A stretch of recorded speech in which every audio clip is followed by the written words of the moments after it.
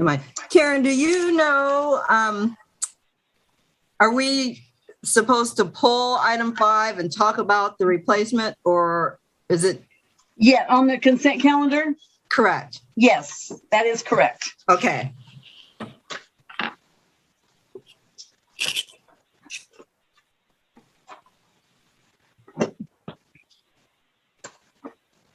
Kyle is connecting. There you go. Right. Hi, Kyle.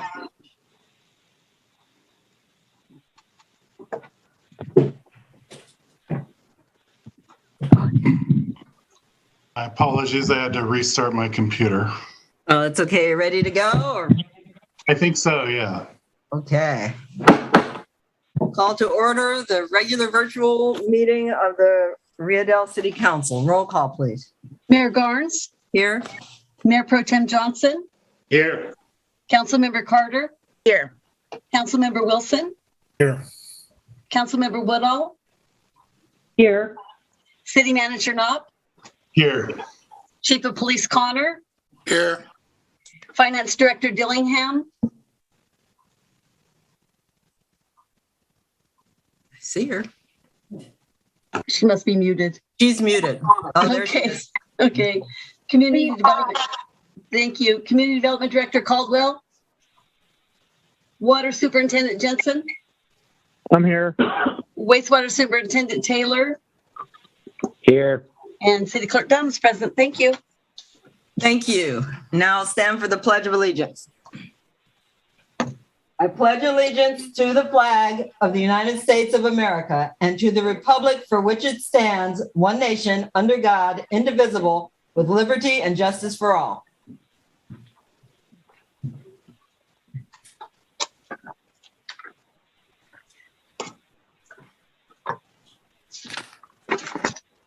Okay, ceremonial matters.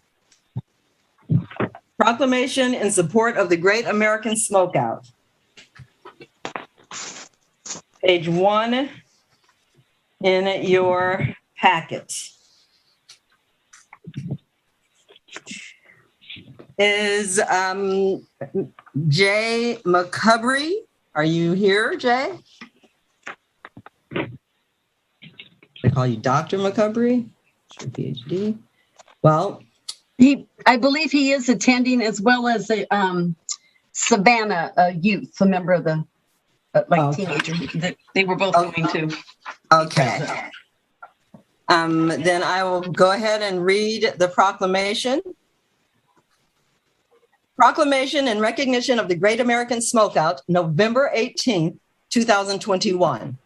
Whereas the American Cancer Society encourages all tobacco users to join the Great American Smokeout and quit tobacco for at least one day, and whereas each year, nearly 34,000 California adults die from smoking and 20,300 kids become new daily smokers, and whereas flavored tobacco products make smoking and vaping electronic cigarettes attractive to youth and harder to quit. And whereas there are nearly 4 million adult smokers in California, but only 3.1% used electronic cigarettes. And whereas more than 84% of high school smokers used electronic cigarettes, almost all of which were flavored. And whereas electronic cigarettes create hazardous waste in the form of plastics, semiconductors, heavy metals, and lithium-ion batteries for which there is no established disposal or recovery procedure. And whereas on Saturday, November 13th, there will be an Escape the Vape event on the Arcata Plaza between 10 a.m. and 1 p.m., where folks can safely dispose of electronic smoking devices and learn how to quit for good. Now, therefore, it be proclaimed that the City Council of the City of Rio Dell hereby recognizes and supports the American Cancer Society's Great American Smokeout on Thursday, November 18th, 2021, and encourages all residents who use tobacco products to consider that they do not have to stop smoking in one day. Just start with day 1. Thank you for being present to accept the proclamation, and that is signed by myself, Deborah L. Garnes, Mayor, City of Rio Dell. And would Dr. McCubry or any representative present like to speak? It's kind of weird. I'm watching 2 meetings, or listening to one meeting and watching another one on the YouTube channel. Well done. But yes, my name is Jay McCubry, and I have a PhD. I'm project director of the Tobacco Free North Coast program, and I thank you, Mayor and Council members, for reading the proclamation tonight. There's probably no more important time for people to be aware of resources like novape.org to help people quit smoking, especially now that there are upwards of 15,000 different fruit and sweet and candy flavors of electronic smoking products or vapes. And these are what kids are gravitating for. The Surgeon General has declared youth vaping a national epidemic, and we are not free from that here in Humboldt County. If you check out Tobacco Free North Coast on the web, you can learn more about tobacco retail licensing policies that are evidence-based practices to prevent nicotine addiction among kids. And tonight, if we can get Savannah on the line, I'd like her to just say a little bit from the perspective of a high school student, those people that are most impacted by this vaping epidemic and policies to prevent it. Thank you. Savannah, are you there? Welcome. Thank you for coming on to our Zoom meeting. I believe she may be muted at the moment. Am I You might unmuted? be- Yes. Alrighty, just wanted to make sure. Hi, my name's Savannah. I'm 17. I go to Academy of the Redwoods. I just wanted to briefly talk about the fact that smoking and vaping, they honestly affect everybody I come in contact with on a daily. There's the people who smoke and vape themselves. There's people who are around it and have to deal with the secondhand smoke. It just causes problems throughout everybody's life. There's the fact that it's very pricey, which causes monetary problems in people's lives. It excludes people from activities because, they would rather smoke than hang out with friends. And it can cause people to be ostracized from their life and their childhood. Not only that, but it'll follow them into adulthood. It would just be nicer to see some more solutions for these things, like more tobacco education in schools and communities and things, as well as making them less accessible, and more enforcement on the reduction of youth using them, as well as just more resources for people to quit or to feel the need to quit. That's about all I have for today. Thank you guys for having me.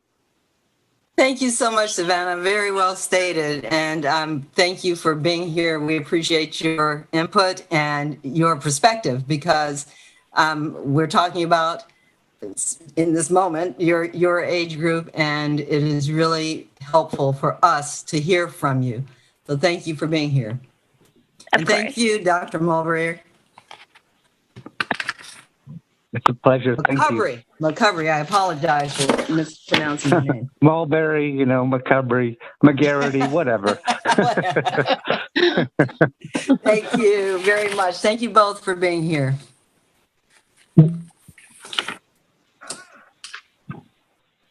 And now, and there was someone on with the hand raised. It says Doe. They're muted, but their hand is raised. should, I'm not in control of that, so. They have it muted on their end. I can't unmute it. Okay, they're unmuted now. Doe? Hi there. Aye. My name, I'm not sure how that got there. My name's Christy Alberti Valls. I'm the Youth Coalition and Community Engagement Coordinator. Oh, thank you for being here.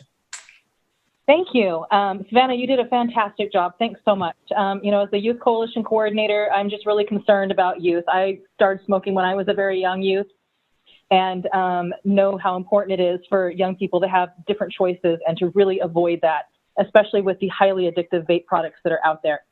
I'm also a student of human development and brain science, and I'm very concerned about this developmental space that young people and this opportunity for their brains to create these addictive patterns and neural pathways.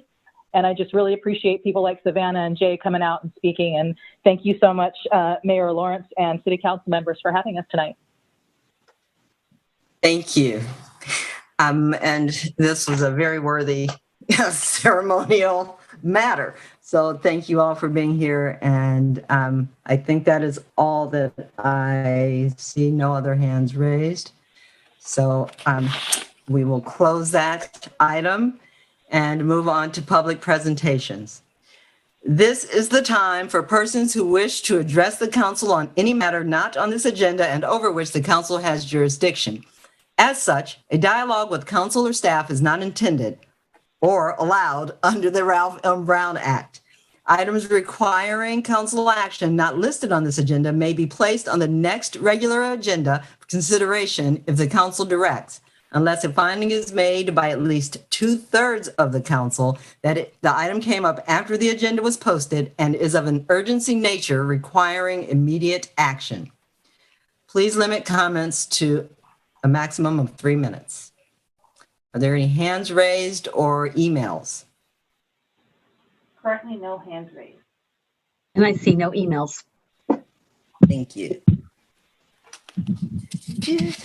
We will move slowly on, just in case, to the consent calendar. We are going to pull item 5 because there is a change, and we will come back to that after we complete the consent calendar. Is there any other item that a council member would like to remove from the consent calendar? Yes, I'd like to remove number 3. Okay. And Mayor Garnes, I would like to remove item number 2. Thank you. And so is there a motion to accept items 1, 4, 5, and 6? Not 5, just 6. Yeah. Oh, I'm sorry. 1, 4, and 6. So moved by Carter. We have a motion. Is there a second?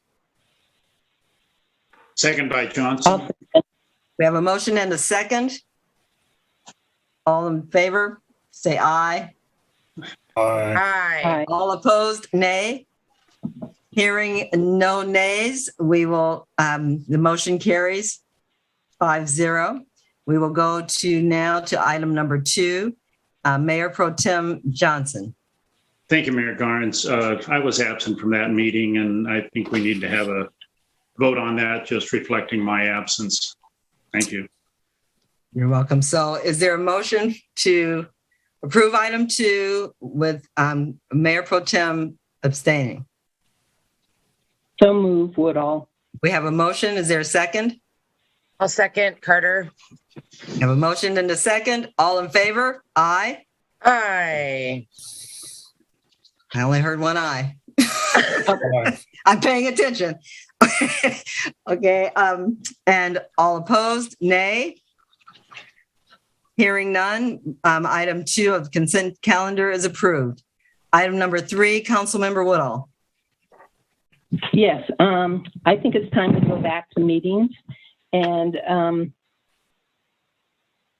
I think when we're at the regular meetings in person, that there's way better communications.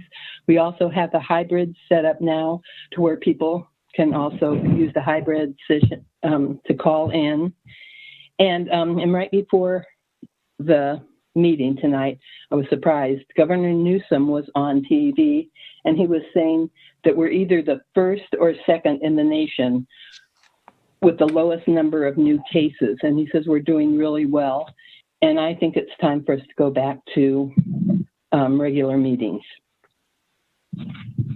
Thank you. And I will just say in response to that, just not about going back and forth, but just that California that is a fact. But the other fact is Humboldt County is actually in the high end.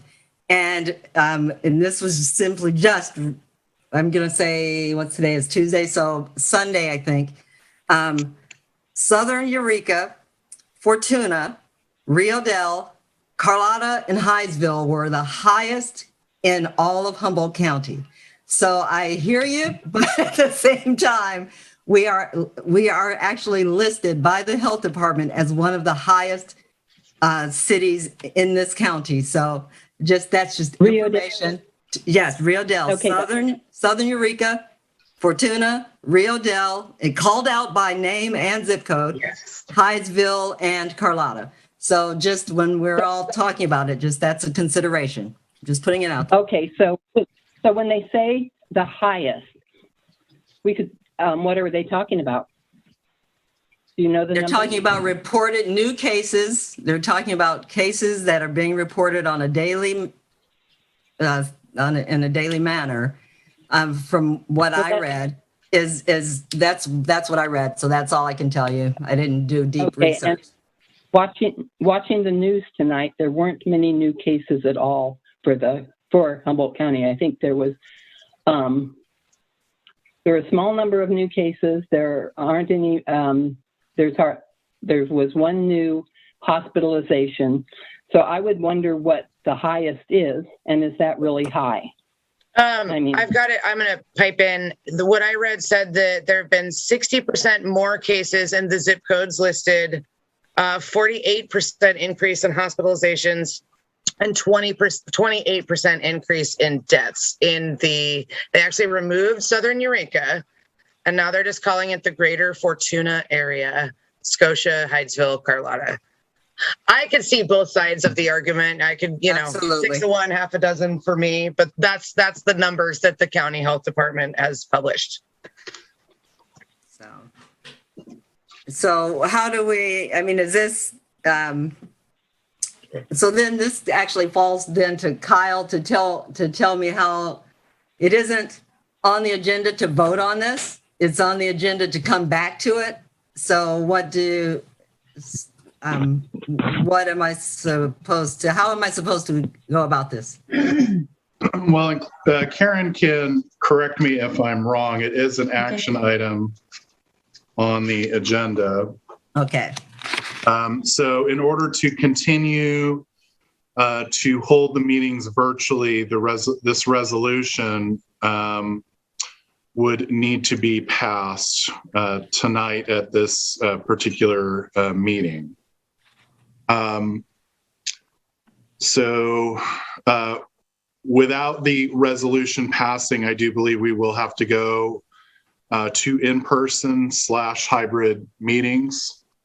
And that's really ultimately, this is the call of the city council. So each member individually and then collectively in a vote as to whether you ultimately wish to stay in the virtual format for at least the next 30 days or not. My understanding is the County Board of Supervisors is going to remain in a virtual format until the first of the year. I did not look to see what the other cities were up to specific to this, but I will say that we do have a hybrid setup, as the council's aware, that we have established to facilitate those meetings. And it is possible for people to attend the meeting, whether it's staff, members of the public, and I believe even council members virtually. So then I would put this to a vote. I'm sorry. Go ahead, Julie. I'm sorry. So let's say some people are more concerned, with this. So if it was a person, they could attend our meeting virtually? Correct. So we now have. I'm sorry, go ahead. Yeah, so we're fully set up to do the hybrid meetings in the format using the OWL, which was kind of a low cost implementation solution to the issue. As you guys know, there are some pluses and minuses to that specific format, but we are able to do hybrid meetings. Anybody else have any comments? Mayor Garnes, I've got a question or a comment. Absolutely. Specifically, Kyle, what would we have to do in chamber that would be different from our normal chamber?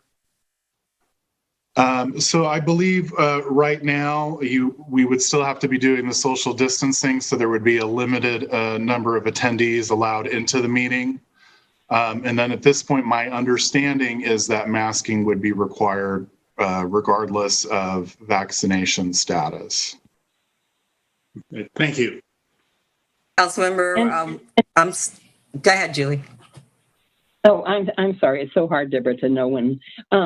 So when we had our last virtual meeting like a week ago, we all did attend with masks and wore masks. So we did have one regular meeting. Right. So, well, that's true. It was 15 minutes, but yes, it was a meeting and it was in person. Councilmember Wilson, would you like to say anything? Just if I understand it from the other boards that we do the Zoom through, we have to approve this every 30 days. We have to update this, and it's tied into what the health department recommends, and then the city jumps in and says whether we do or don't. To me, the wearing the mask thing is more of the problem to doing it. The social distancing, we do this at work and we don't, I think that's one of the better processes is you stay your distance from people and you don't touch a lot of things you don't need to touch. But it's cumbersome, at least for me, to wear the mask all the time, like through a meeting like tonight, however long it's going to take to wear a mask. And it's harder to understand people. It's harder to breathe. It's harder to, whether or not we get a better turnout. I don't know. I don't think you're going to have a big difference in who shows up to City Hall. People still can watch, which is good through the hybrid. And I'm glad that that's going to probably remain, and people will be still better informed. At least they can, either way they can check in. But I'm good with. I'll do either one, but I would prefer another 30 days of the virtual meeting just because of the masking. That's all I have. Thank you, Councilman Wilson.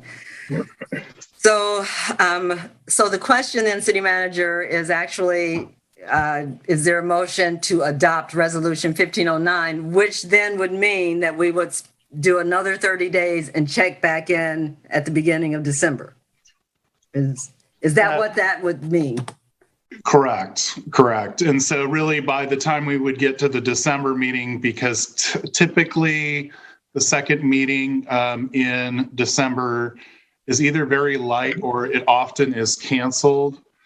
We would probably be going through the rest of the year without, an in-person meeting through 2021. So thank you. So are there any public comments, hands raised, or emails regarding this topic? No hands raised at the moment. I have no emails. We have nothing. So I will then call for a motion to adopt resolution number 1509-2021, declaring the need for continued virtual meetings in accordance with AB 361. So moved. We have a motion. Is there a second? I will second. We have a motion and a second. Roll call, please. This one requires roll calling. Councilmember Carter, Yes. Councilmember Wilson, Yes. Councilmember Woodall, No. Mayor Pro Tem Johnson, No. and Mayor Garnes. Yes. The motion carries 3-2. Thank you. And thank you. Now we will go on to item number 5. City Manager. Thank you, Mayor Garnes, members of the council. So staff, there has been an update since our special meeting regarding the energy project, and that's related to the timing of the battery install. So as the council may recall, we have a proposed energy project here at City Hall that would install solar, a backup generator, as well as energy storage batteries. Now, the original proposal was for Tesla batteries. We have since learned that those batteries are between 6 and 12 months out from ordering, assuming that they're ordered immediately. So because of the timeline with the grant and, our desire to really get this project signed, sealed, and delivered, without question by the end of February, early March, the alternative would be SunVault batteries, which are a, similar technology to the Tesla systems, but they are a bit more expensive. And so I did email the council the proposed different notice of award with the amended figure. And so I will try to display that on the screen now, if I can find it. So it's basically the same notice of award, just with a different figure, total figure, 222,460. That, of course, as the council may recall, is grant funded through Cal OES. So, it's not a terribly significant difference in the amount, but it is definitely more expensive. Guarantees that when this project concludes, we will have those batteries, and the system should be complete by the end of February, early March. So with that, the staff is recommending that we go ahead and substitute the attached this notice with the one attached to the agenda. Thank you, City Manager. So I will open it up for questions. Mayor Pro Tem Johnson? Am I muted? No. Or Gordon, you're muted. No questions. Thank you. Thank you. Councilmember Woodall? No questions. Thank you. Councilmember Carter? No questions. Thank you. Councilmember Wilson? I guess so. The new price is 222. I didn't see it in my email, but that's okay. So that's the new price versus 185. Is that correct?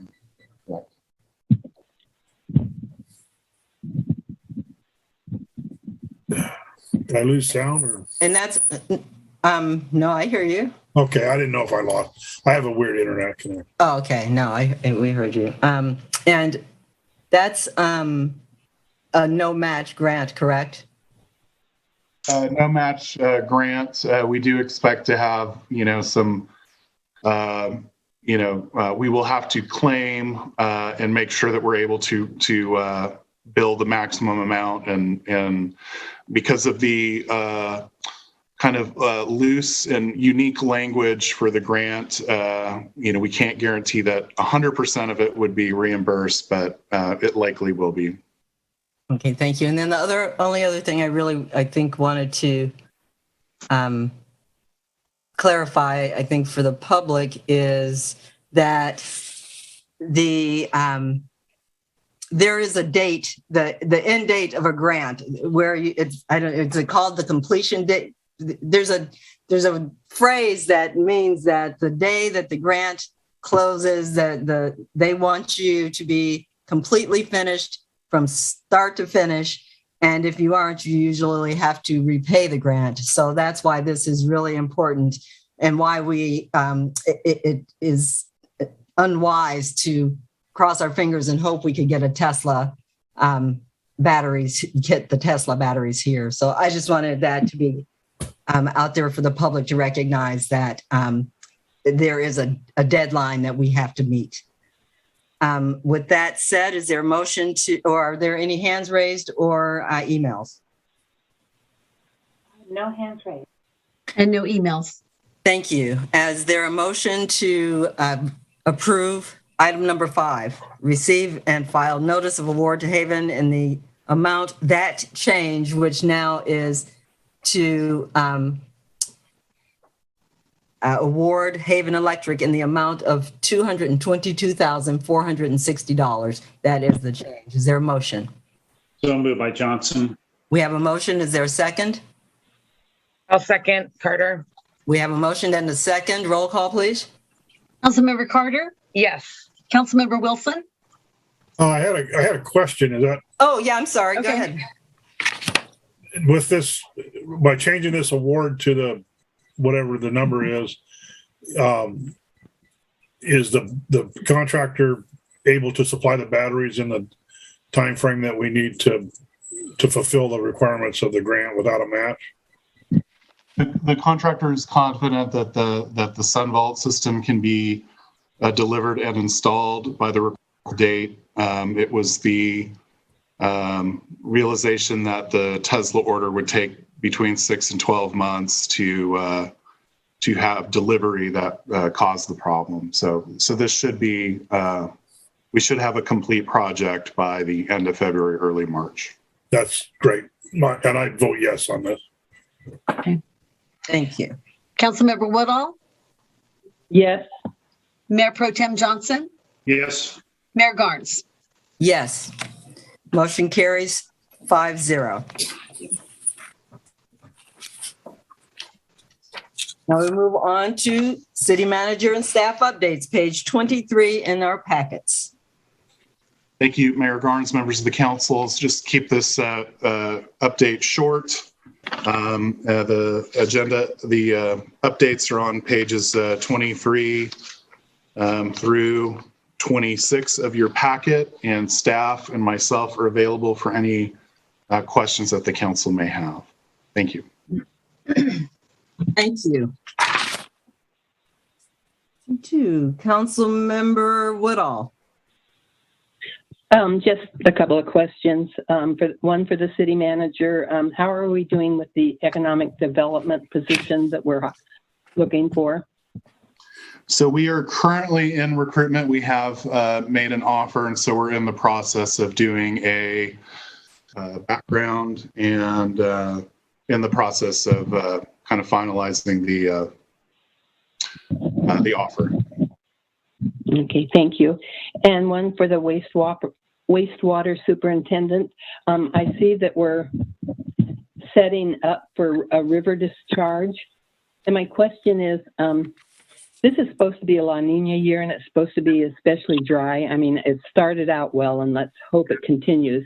But have we ever had to go back to discharging across the river in the middle of winter?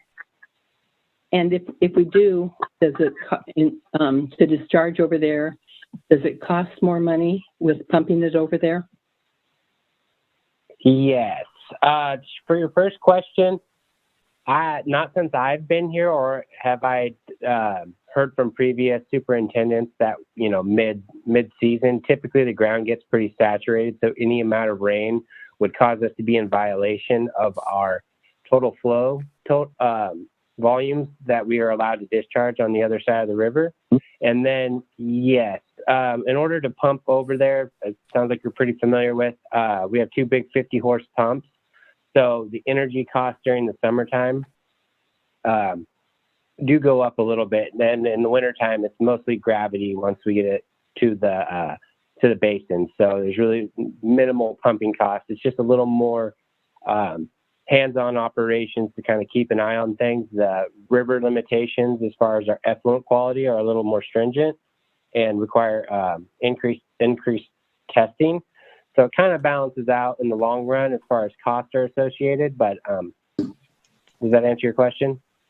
Yes, I was just a little concerned because if it's supposed to be a dry year again, we could be in trouble. So thank you for your information. I appreciate it.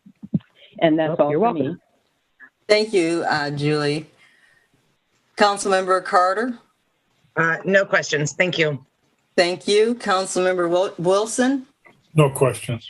Thank you. Mayor Pro Tem Johnson? Thank you, Mayor Garnes. One question for Water Superintendent Jensen. We ran the Metropolitan Wells for a week or so. During the high water, were there any negative things happen when we did that? With the wells themselves, no, at this time. And actually, we are still currently on the wells as the river got dirty again. So with that, yeah, there is no negative impacts as of this point with operating the wells.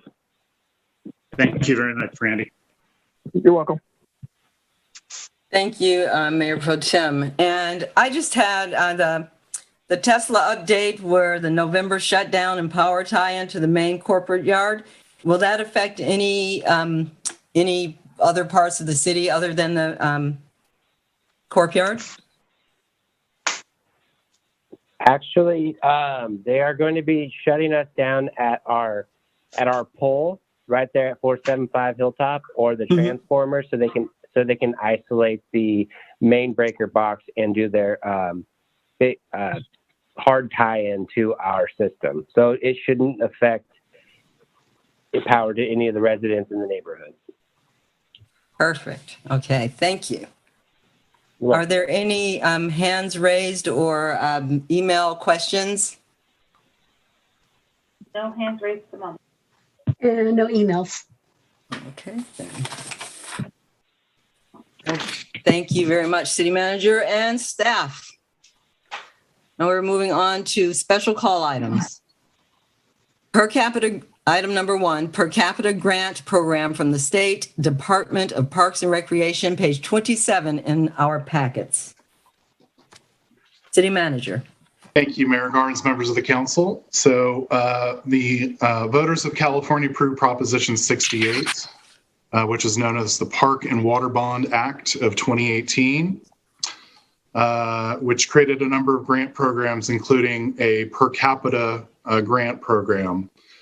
So the program provides funding to cities and counties statewide for local park rehabilitation, creation, and improvements on a per capita basis.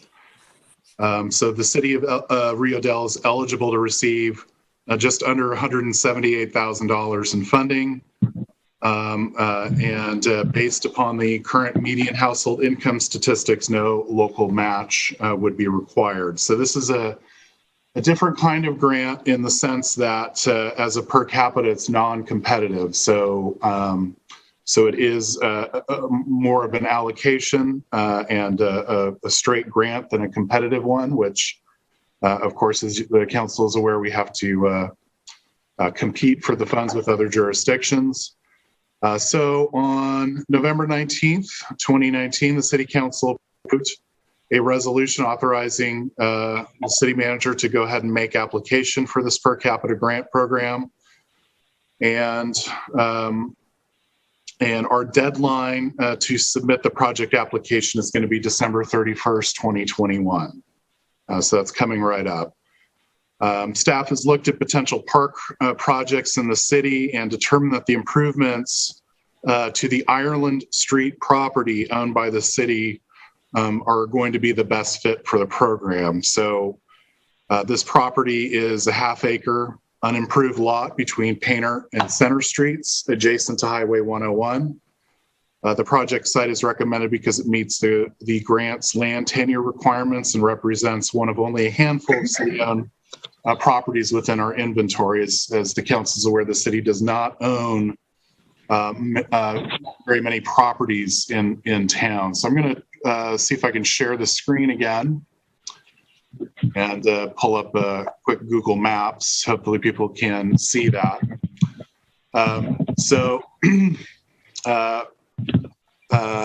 Obviously on your screen is the main center of Rio Dell, with City Hall being right below the Rio Dell name. And then the school district, this large square in the center is mostly owned by the school district.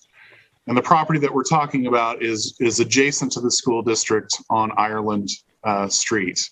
So I know that many of all the council members already know exactly where this parcel is, but I'm just going through this for the benefit of the public. So this is the property here. It has not been developed since at least 1968 or 9, prior to the freeway coming in. If there were houses here, they were removed around that time to make way for the freeway. So this has essentially just been an open grass lot, approximately a little over half an acre in size, that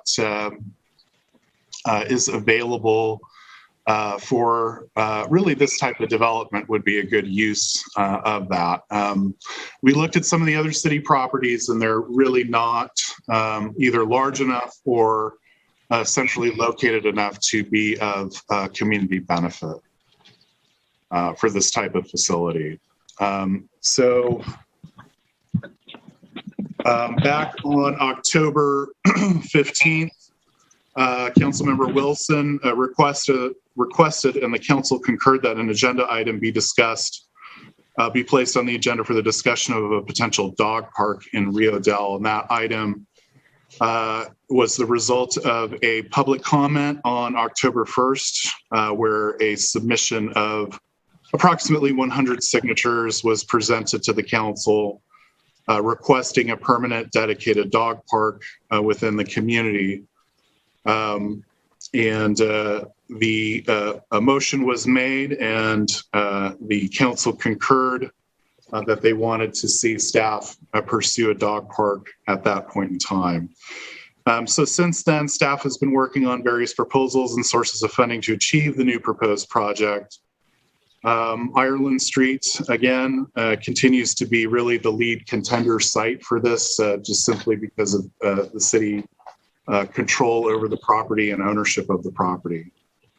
But in addition, the site at half an acre is probably a little large for just simply a dog park. And so there's an opportunity here to have kind of a mixed use facility that caters not just specifically to dog owners, but also to other recreational amenities. One of the things that over the years, staff has been made aware of is related to the use of basketball facilities, particularly on school property after hours, that this district has not appreciated when folks have utilized school facilities for that. So in taking that into account, staff would be recommending the installation of the basketball half-court facility at this point in time, if the council would agree to that. The reason a half-court is selected is the site is actually just slightly too small and there's too much of an elevation change on the property to install a full-size court, and then it would obviously pretty dramatically shrink the dog park aspect of it. So as designed, I'm going to pull up another map, and this was a part of your attachments to the agenda. Give me a second here while I figure out how to do this.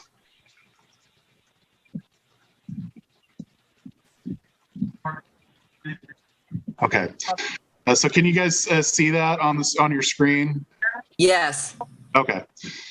So under the proposal, and this is just a preliminary sketch of a potential arrangement for the facility, and on the map, it's listed as Rio Dell Dog Park, but really this is kind of a multi-use facility as it is proposed currently here. So the facility would include on the left side of your screen a large dog run area. This is the more hilly sloped portion leading up to the freeway overpass. And then on the right side, a smaller dog area. So two separate areas for pets would include a secure leashing area, the basketball half court, picnic tables, rain refuge, parking on the far right side, and then some additional landscaping, lighting, and irrigation. So on the very far left, the corner would be left for beautification for a small landscaping parklet on Painter Street, as well as some landscaping throughout the project area. So would this particular project fit into a $178,000 grant? That is a good question. We think it stands a good chance of covering the vast majority of the cost of this project. One of the reasons for that is that we are continuing to pursue STIP funding through HCOG for a sidewalk improvement project that mostly includes Ireland Street. So this sidewalk reconfiguration and establishment of a new sidewalk on the edges of this park would be covered under a separate grant. So what we would be looking at for the dog park section is really the installation of fencing, of landscaping, that sort of thing for the dog park facility. And then probably your main expense is going to be in your parking area and in your basketball, your half court. So that is the overall design proposal. And obviously, if the council would like to amend the design or look at different amenities, then we certainly can do that. But with that, this is pretty exciting in that we're going to be able to build some new infrastructure at this site, at this underutilized site.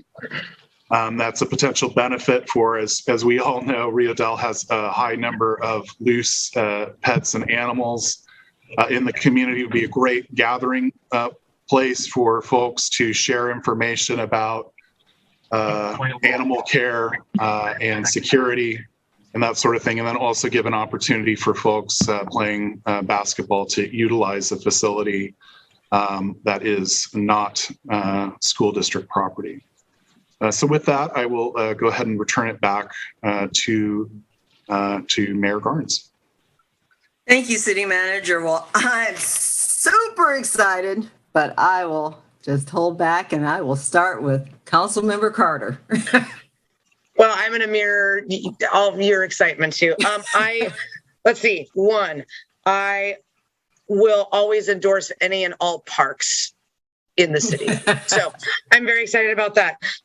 Two, really nice when two grants line up like that, one for the sidewalk and one for the park. That's a little burst of serotonin that is welcome.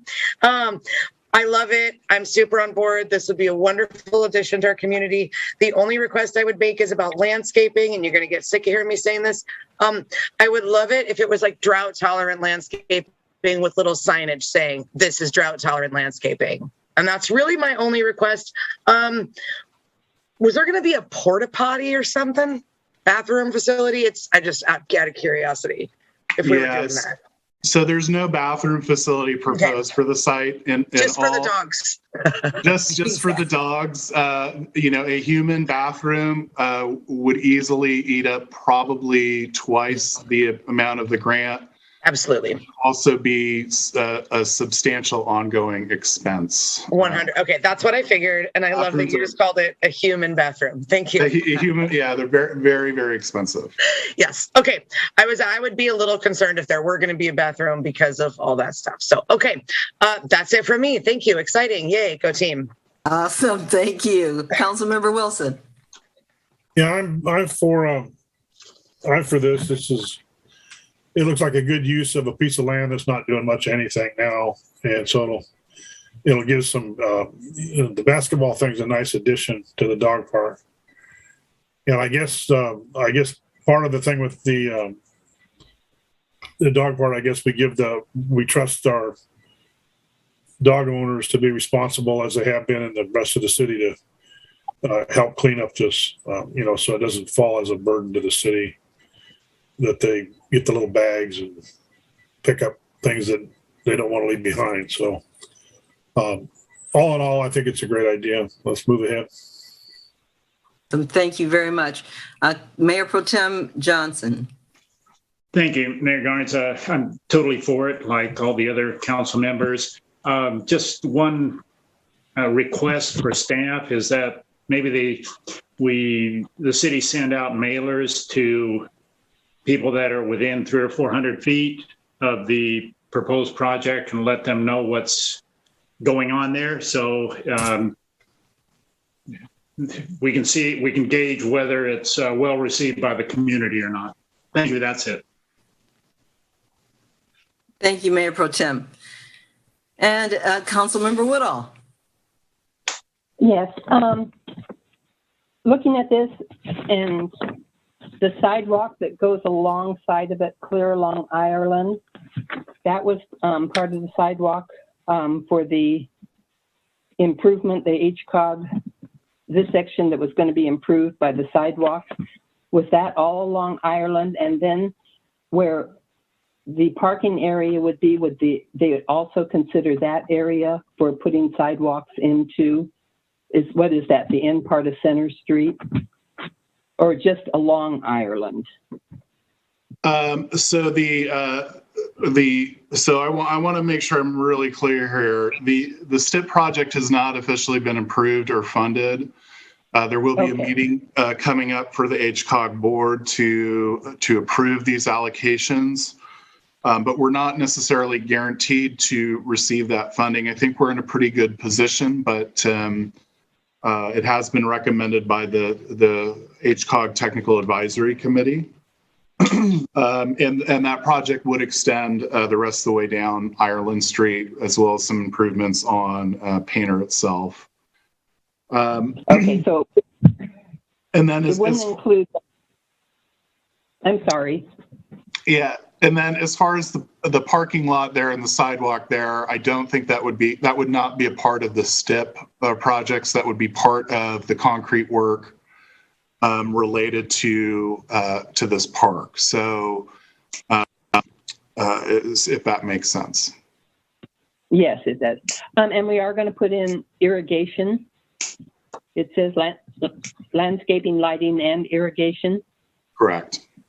So the idea there is to help with cleaning the facility, and well, obviously only during the summer, keeping it the grass green by placing some special netting on the ground to prevent grass roots from being disturbed and it just turning into kind of a big brown bare area. And so the idea is we're going to try to create a nice dog park with a lawn facility that can be heavily utilized without damaging the grass. And so during the summer months to, obviously wash the detritus down or away, we would be, watering it fairly regularly. Okay.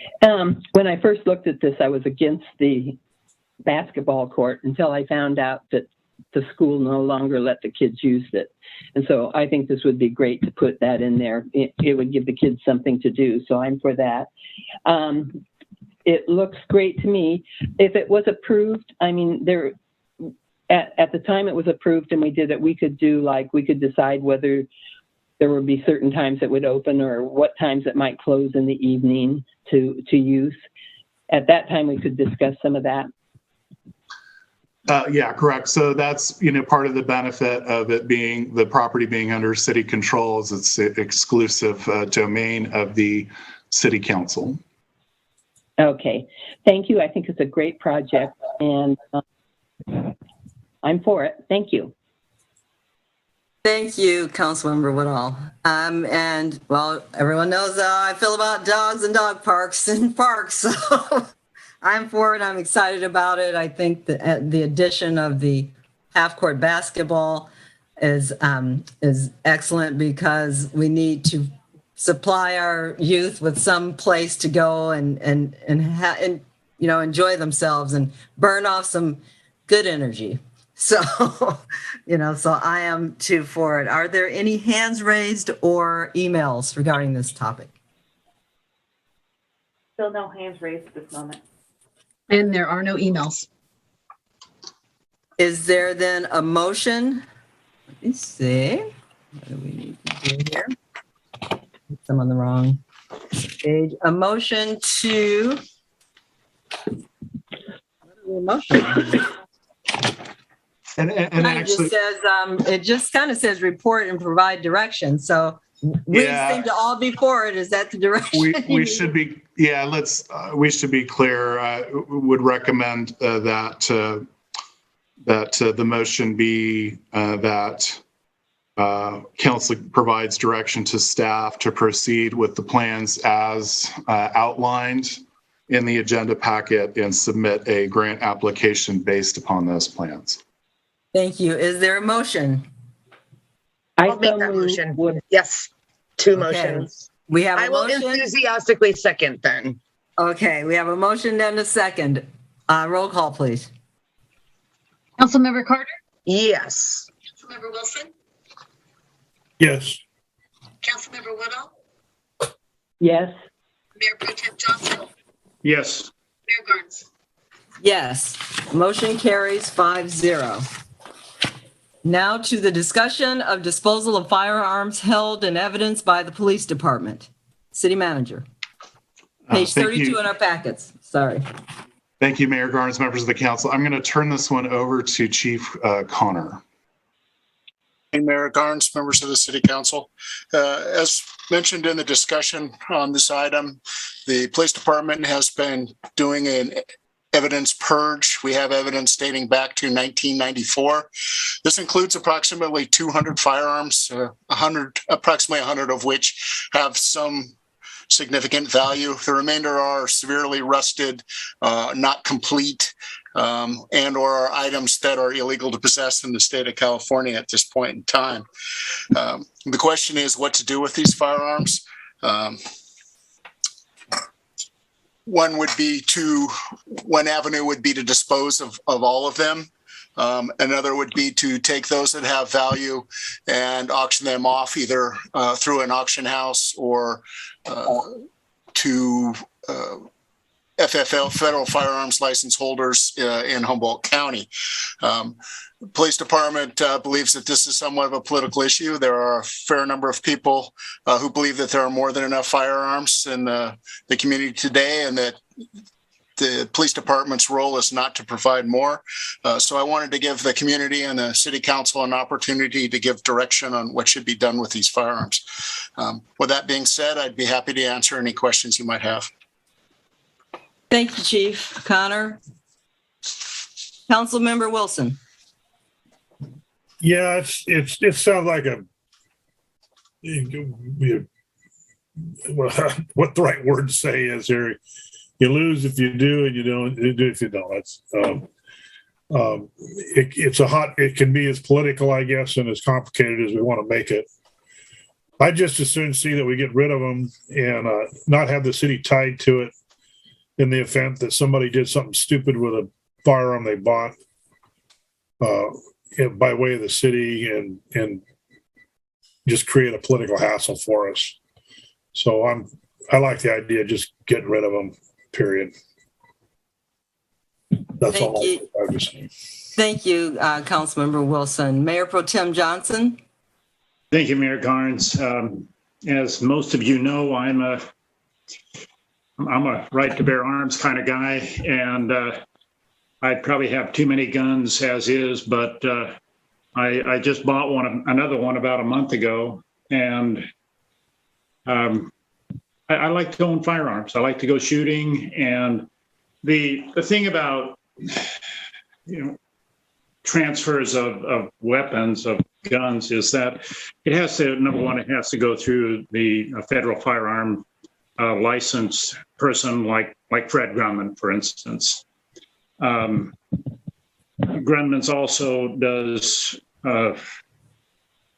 things like sell guns on estate sales. And Fred keeps a nominal amount for handling that. Also, there's a certain amount of paperwork that's required by the Department of Justice. And there's a 10-day waiting period before you can pick up any firearm after you purchase it, for the DOJ to check you out and see if you got any black marks against you. I think there's adequate protections to sell those that are sellable and destroy those that are not sellable. And that would be my recommendation. Thank you, Mayor Garnes. Thank you, Mayor Pro Tem. Council Member, where am I? Woodall. I agree with Councilman Johnson. I was wondering, though, I know Fred Grumman sells things on consignment, and then, Chief, you were mentioning that the firearms be sold through silent auction to the local firearms dealer in the county. Where do you think we would make the most money, having them sold on consignment or going through the firearms dealers at a silent auction? My initial thought on this was that we would want to give as many people an option to bid on them as possible, thereby incurring the most revenue to the city. I had not thought about trying to sell them on consignment. I basically wanted the sale to be handled by somebody else. There would probably, selling them on consignment would probably raise a bit more money. For example, Fred usually charges 20% on a consignment sale. I would estimate the wholesale value of these is probably closer to 50% than 80%. But to be honest, I haven't thought about a consignment, and I don't know what the other dealers in Humboldt County would say about that. There might be some consternation. Like everything during COVID, firearms right now are very hard to find, and there is a high demand. So that might be a question that we might run by the city attorney. Okay, well, I would go with whatever you think. I just thought I'd mention that. I think it would be great to have that money to use for our officers. I mean, we could have laptops in the cars where they would have access to rims. I don't know if the officers need new guns or, but I just think there would be a lot that we could help our police department with having that extra money, and it would be a good place to put it. So I'm for it. For selling. Are you? Yeah, right. Was there anything else, Julie? No. I didn't want to move on if you were still. Thank you. You know me. Okay. Council Member Carter. Thank you. God, this is a fraught issue, I feel like. I could see selling them and using the money for something law enforcement related, but I could definitely also see just getting rid of them too. I kind of would be okay with either one. Yeah, I guess that's where I'm at. I could go either way. All right, thank you. And I believe in the right to bear arms. That's not an issue for me. I was a gunner in the Navy. That was actually my whatever you call it. That's what I was. I was a gunner's mate in the Navy. So I'm good, with the idea of guns. I am not good with the idea of the city being in the business of selling guns. So I'm good with guns. Don't have a problem with guns. Don't think the city should be in the business of selling them. that's my position. I don't really need to keep going on. That's just it. It's pretty what it is. So anyway, I would ask, are there any hands raised or any emails? No hands raised for the moment. There are no emails. Thank you. So city manager, there, basically we have two, we have, sell or don't sell, dispose. I think we're all on dispose. It's just basically the question is, how do we dispose of them? So how is it, how do you want me to word this motion? You're on mute, Kyle. Sorry about that. Well, Deborah, can I make a motion? Oh, sure. I'd like to make a motion that we dispose of these guns through being sold by silent auction to the firearm dealers in Humboldt County, or in the manner that Chief would deem the better possibility. Okay, I can accept that. Is that sufficient, city manager? So there's a motion on the floor. We would need a second.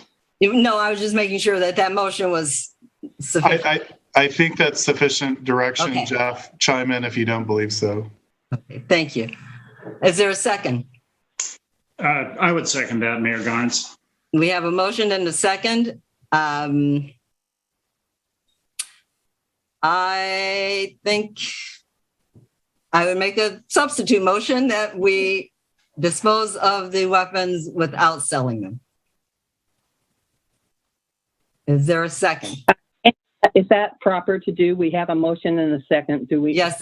So then you have a motion, then you have the substitute motion, and then the substitute motion goes first. And then if it fails, then you go back to the original motion, and that is how the motion sitch works. Is that correct? I'm pretty sure that's correct. I believe so. I'm pretty clear on it, Julie.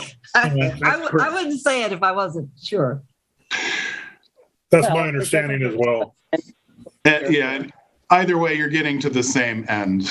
Right. With the vote. So, okay. So then the motion on the floor would be the substitute motion, which is to direct the chief of police to destroy the weapons. I'll second that one, Carter. We have a motion and a second. So roll call, please. Oh, yeah. We've done public. Okay, so roll call, please. Councilmember Carter? Yes.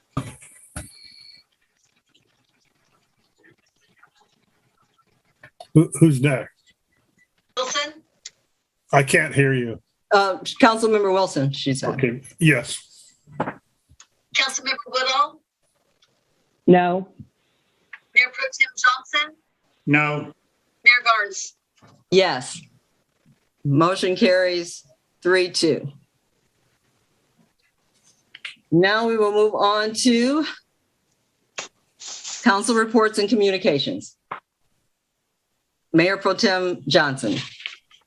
Thank you, Mayor Garnes. I had a great vacation, and and I thank you all for covering for me. Thank you, Julie, for doing HCOG and briefing me on it.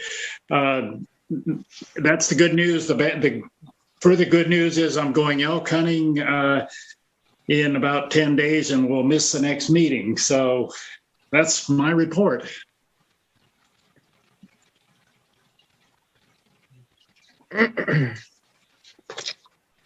We're muted. Councilmember Mayor Pro Tem Johnson, do you make elk sausage? I'm sorry, I didn't understand that. Do you make elk sausage? Yes, I do. Oh, well, keep my name on your list, please. Okay, we'll do that. Okay. Councilmember Woodall. No reports, thank you. Thank you. Councilmember Carter. Thank you. I have a few reports. So I attended the REDEC meeting that was on October 25th. The program we heard was about AB 857, which, to keep it very simple, just enables languages that would make it easier to establish a local public banking system in the state of California. I thought that was kind of an interesting idea, and they're looking for people to, lobby for public banks and regional banks owned by the public. So if anybody is interested in that, I have the contact information for that guy. We also had, 2 meetings of the Beautification, Walkability, and Pride Committee. I'm going to let Mayor Garnes go a little bit deeper into that. I'm just going to say what a pleasure it is to be in that group. And we've got such enthusiasm and joy and really appreciation of our city. And it is a pleasure to be in the company of members of the public who feel that way about Rio Dell. Thank you. That's it from me. Thank you, Councilmember Carter. Councilmember Wilson. I don't believe I have anything to report. Okay, thank you. And on the Walkability and Beautification Committee, we did meet. We met Zoom, and then Sunday we met in person, and we walked down to the Gateway, and then we went down to the river where the walkway would be, and kind of took a little walk down that back side of the pathway, till it got too muddy and too slippery and dangerous. But, and there we are. All dressed up for Halloween. Please look at Deborah's Halloween costume. I scared, Frank, you remember that. I scared Amanda, I think. I just didn't know who it was. I had to have a real scowl on my face so to fake her out. But anyway, the committee wants to recommend to the city council and staff to move forward with the grant proposal for both the walkway, the Riverwalk portion, and also a separate grant application for the Gateway as a smaller project, but still very much needed. And so I think we are going to, pick up some other things as we go along, but we were tasked for kind of a quick turnaround to actually go look at it, go see what we thought, talk about it, and then come back with the recommendation to staff, because we only have a limited amount of time before the grant is due. So that is the recommendation, city manager, from the committee, from the ad hoc committee, to move forward with those two. So, and that's my report. And I agree though with Amanda that it was really great to have the enthusiasm. It's really, really nice to see community members just like totally enthusiastic about improving the city. And I mean, it's really special. And so I'm really thankful and happy that I'm on this committee, because it's fun. So Deborah, yes. I have a question. Absolutely. So you're saying that you're giving the recommendation. I thought it had to come back with you talking to us about what you were recommending, and then as a council. Am I right, Kyle? Well, that could. Yeah. We will put it on the agenda. I was just telling Kyle that that's where we were. Yeah, there will have to be the council is the ultimate authority. So the committee has made the recommendation. Staff's going to review that, try to come up with a more specific proposal and attach costs to it, and then it will come back to the council for approval. Okay, Absolutely. Thank you very much. Sure. So is there anything else anyone else wants to put out before we call for a motion to adjourn? Hearing nothing, I'm going to call for a motion to adjourn. Is there a motion? So moved by Johnson. We have a motion, a second? Second by Carter. We have a motion and a second. Everyone have a good rest of your week, and happy November. Don't forget to do your clocks, fall back and take a nap. Meeting adjourned. Thank you.